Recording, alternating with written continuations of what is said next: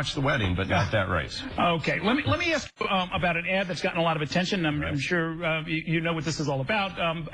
For my viewers out in Nebraska, there's a very closely fought race in the Omaha area. The NRCC, your organization, put out an ad. We're going to play some of it and then ask you to comment. Let's take a look.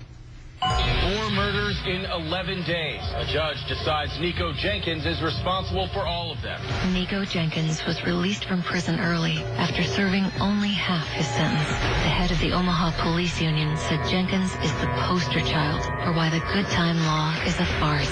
Brad Ashford supported the good time law and still defends it, allowing criminals like Nico Jenkins to be released early. The National Republican Congressional Committee is responsible for the content of this advertising. So now, this is a crazy, violent guy behind bars. He serves he serves about 10 years of a 21-year sentence. Clearly was deranged. Apparently should not have been let out, but was let out. Is it fair to throw something like that into the middle of a race in the closing weeks? It is because, well, 2 things. First of all that's done through our independent expenditure arm. I actually have no say in those ads as long as they're factual. Our attorney reviews them. She's the only one that sees them before they go on the air. I can't influence what's in those ads. That's just the way the federal election law works. But having said that, that ad is factual. Mr. Ashford supported that law and still supports it. And because of that law, that individual was released and did what he did.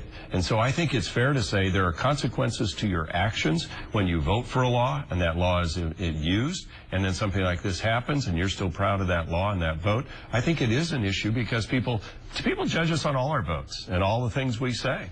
Well, and I think in this case, I raise this because why isn't it fair? As you know, there is being compared to the infamous Willie Horton ad from the 1980s.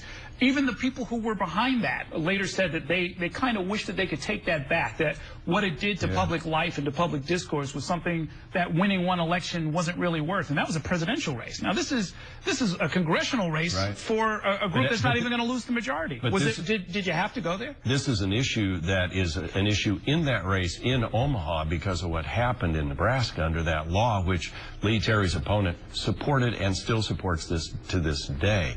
And so I think it is a real live public I mean, my understanding is the good time law itself is you get a day off you get some time off for good behavior. It becomes a way for the wardens to manage the prisons, to give them an incentive to people to not act out. And then you have to ask yourself, how did this guy get out with that record? And if he was so safe to allow on the public streets, how come this happened?